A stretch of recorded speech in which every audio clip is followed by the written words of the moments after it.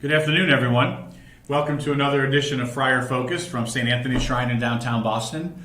I'm Father Frank Savola, the guardian here at St. Anthony's, and it's great to be with you. Today, our guest is Brother Paul Santoro. Brother Paul may be familiar to many of you viewers. Paul is not only a Bostonian, which we'll talk a little bit about, but Paul's on his second round of being assigned to live here at St. Anthony's Shrine. So, Paul, it's great to have you with us. Thank you. It's good to be here. Thanks for being with us. Thank you. So, Paul, I start out by asking every friar just to tell us a little bit about yourself and how you met the friars and what you've been doing as a friar all these years. Well, let's see. I'm from East Boston, which is right across the harbor here, so I'm a local boy. And I was the fifth of 8 children and went to the local parish school. My parish was Sacred Heart Parish, and graduated from there in 1971, I think it was, and then attended East Boston High School. Well, during those formation years when I was younger, probably around 12 or 13 or so, the sisters, we had the Dominican Sisters of St. Catherine, Kentucky in those days.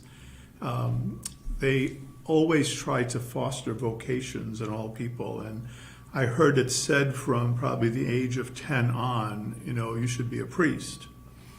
Well, I knew a lot of priests because I worked at the rectory starting at around the age of 12 or 13, but I wasn't attracted to the priesthood. I saw I went to Mass, I participated the whole 9 yards, but it just wasn't anything that I found attractive or called to. Well, probably in the mid-70s, I think it was, maybe 73 or 4, the Friars of Holy Name Province came to East Boston, and they opened what we called then an intentional community in the boundaries of Holy Redeemer Parish, which was just down the road a piece, maybe a mile or so away. And it was the first time that I had met brothers. So they had a community of priests and brothers living there. There were probably half a dozen or so of them.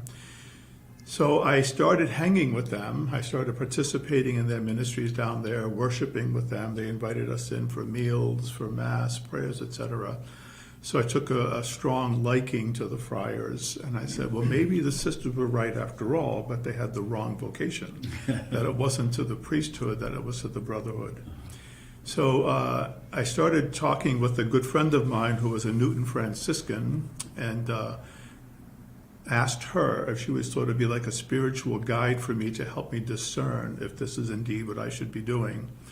Well, in those days, I was so caught up in so many things. I had 2 jobs, and I was volunteering in 3 different parishes, doing mostly CCD work and confirmation prep. So she advised me to go off, leave everything behind, and really spend time with the Lord to try to discern what it is you wanted to do. So she says, I'm moving to Syracuse, New York. She said, why don't you come to Syracuse? You don't know anybody, but you'll at least know me. We can continue our discussions. And I said, sure, let's do that.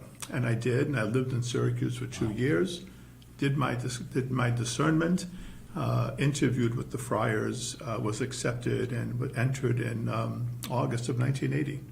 So that's how I got, that far. Yeah. So then from there, I did my postulancy in Winsted, Connecticut, which I think you did too. I did too, yes. And then I went on to novitiate. And in novitiate, they ask us, what do you intend to do as a friar? And I told Joe Duino, who was our novice master, that I wanted to be a cook. And he said, oh, that's all cool and fine. So novitiate was sort of toward the end of novitiate, and he said, are you sure that's what you want to do? And I said, yeah, I'm pretty sure. He said, why don't you go finish your, by the way, I had not finished my degree yet. I only had about 1.5 years of college. So he says, why don't you go back and finish your college education? And I said, okay, fine. By the grace of God, I don't know how it happened, I got into Catholic University.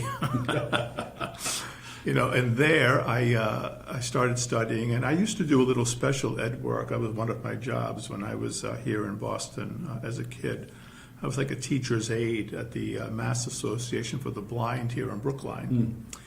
So I thought I'd do some special ed training, which I did. I did a couple of years of special ed. And then the provincial asked me, to move on to secondary ed. He wanted me to go to Timon High School in Buffalo when I finished my initial formation. And I said, wasn't my plan, but I guess, sure, why not? So that's what I ended up doing. I got a degree in religion and minor in secondary ed, and they sent me to Timon. So what I've done most of my professed life, which will be 40 years, this coming Sunday, the 29th of May, I was a teacher for about 18 years in maybe 3 different schools, taught religion, also have served as campus minister.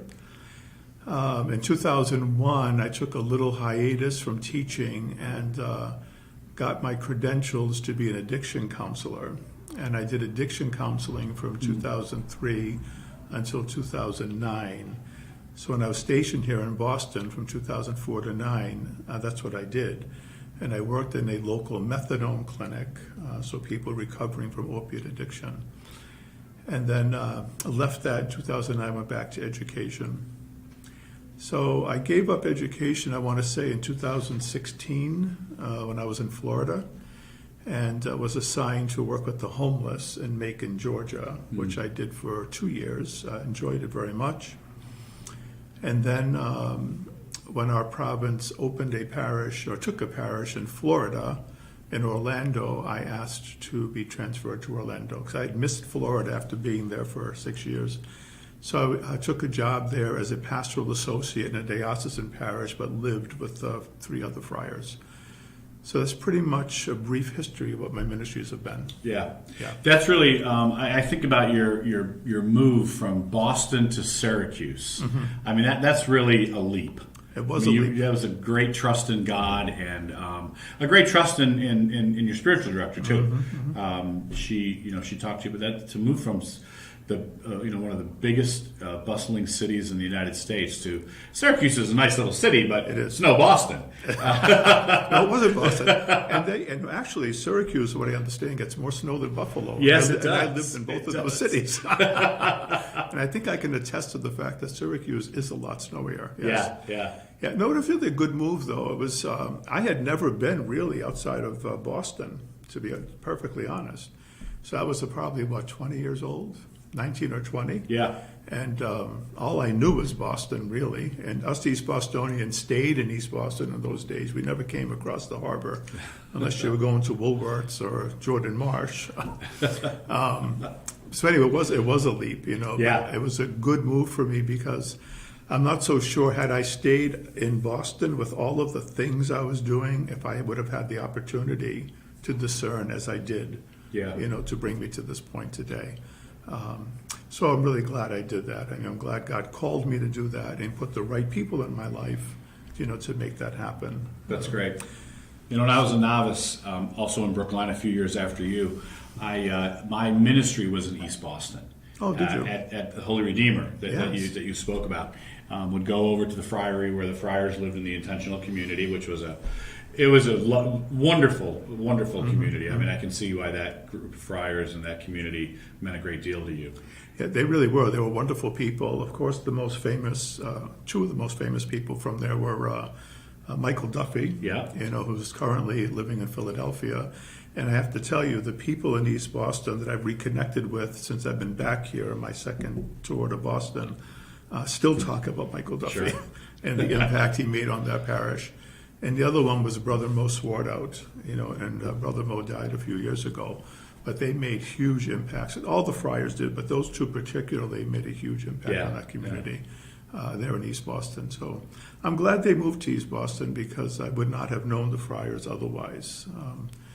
And who knows what would have happened. Who knows?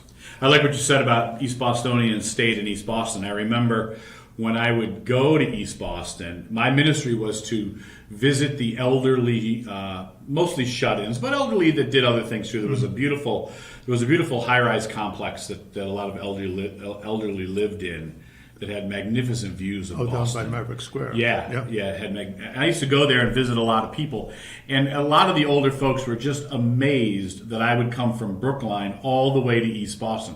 It was like 3 stops on the T or something, right? But they were just amazed that I would make that trip. It's true. And many of the women, I've visited most of the elderly women, they couldn't remember the last time they went to Boston except to go to Jordan Marsh or something like that, and Right, it had right. been years since they had been. But if East Boston was and probably is still a wonderful little community, you really didn't need to leave. Yeah, you really Very don't. You know, self-contained. because we were on the side of the harbor, we did all of our business north of the city. So we'd go to Revere, Yeah. Lynn, wherever. So we never really thought to come to downtown. Yeah. Because we had Yeah. movie theaters over that side. And of course, when I was a kid, we had some places to drink. You know, Yeah. of course, the drinking age was 18 in those It was days. only 18 in those days. So there you go. Right? But anyway, yeah, so it was good. But it's good to be home, to be perfectly honest with you. So I've been here now, about a year and a half, maybe almost 2 years. Almost 2 years, In yeah. September, huh?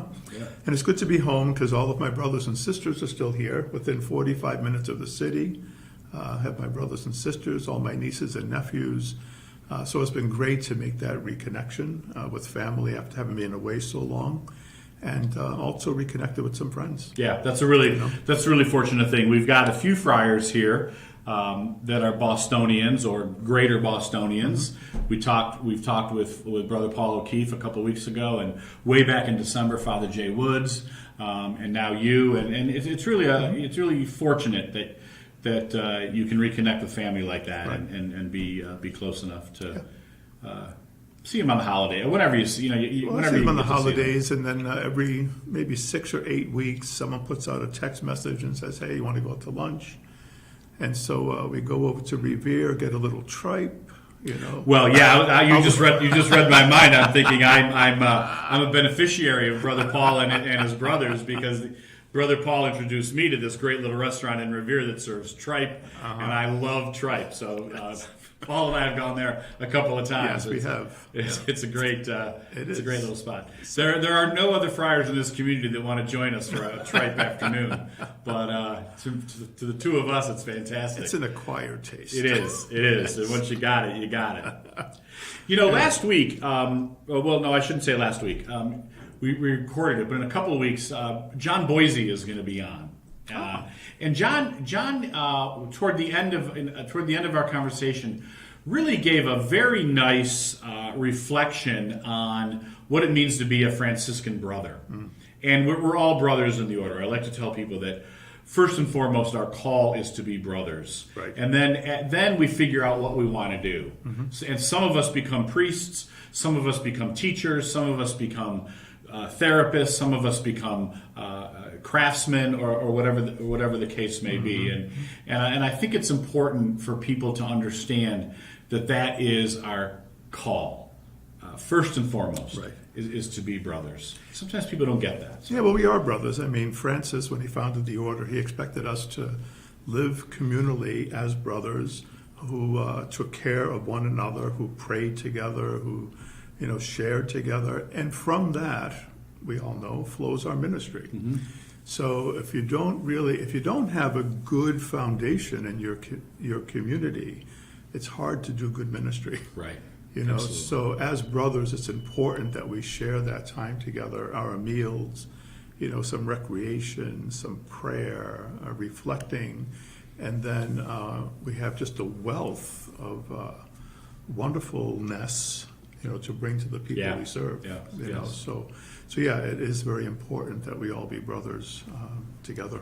And we are really lucky here at St. Anthony's Shrine in our community. We have a tremendous mix of talent, a tremendous mix of ministries that guys do. We have priests, we have teachers, we have woodworkers, we have therapists and spiritual directors, and all kinds of different ministries, and it really makes for a very nice community. Yeah. So my primary ministry here is to do hospitality, pretty much. We have that kiosk in the lobby downstairs. So 4 of 5 days a week, Monday, Wednesday, Thursday, Friday, I sit in the kiosk, and people come in and buy Mass cards. I'll answer the telephone. But sometimes people just stop and they want to chat. They may have a faith question. They may have a religion question. They ask for prayer. They're looking to have objects blessed, have themselves blessed.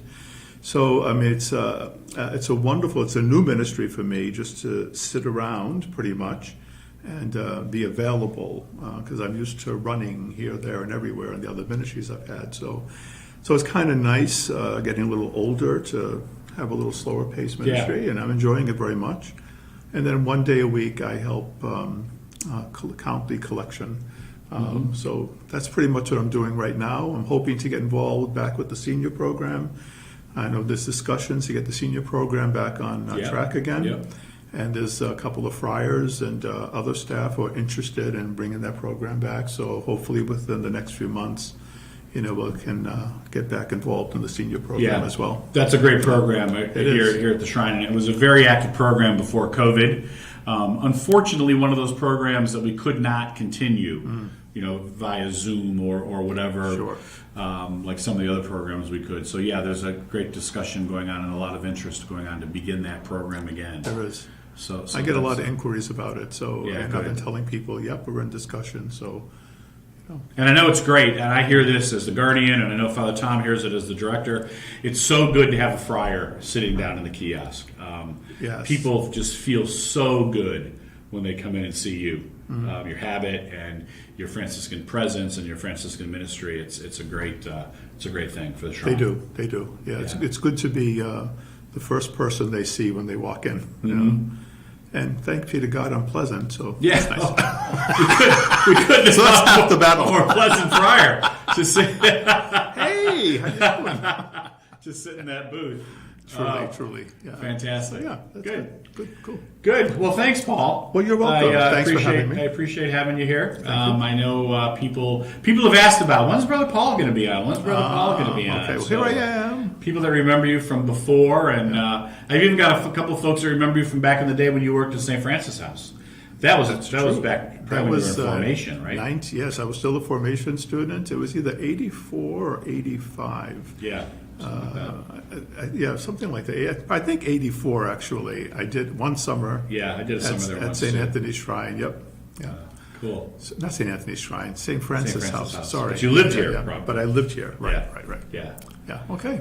Cool. So here we are. We like to end all of our time with a little prayer. So I think today we'll pray for vocations. Sure. To religious life. So Most High God, we praise and thank you for all of your good gifts. We thank you for the many, many calls you give to your people, the many vocations that all of us share. We ask that you continue to send people into religious life to be brothers and sisters in community. We ask that you continue to bless all of the religious communities of men and women who serve you and serve our church. Continue to send people our way and continue to help us be open to the movements of the Holy Spirit to continue to preach your Son's gospel. And we ask all of this through the same Christ our Lord. Amen. Thank you, Paul. Thank you, Frank. Thank you, everyone. Thank you, everyone, for being with us this afternoon. Don't forget to hit the subscribe button at the bottom of the screen there. We are Shrine Boston. The more subscribers we get, the more people we reach. So thank you for being with us, and we'll see you again next week. Bye.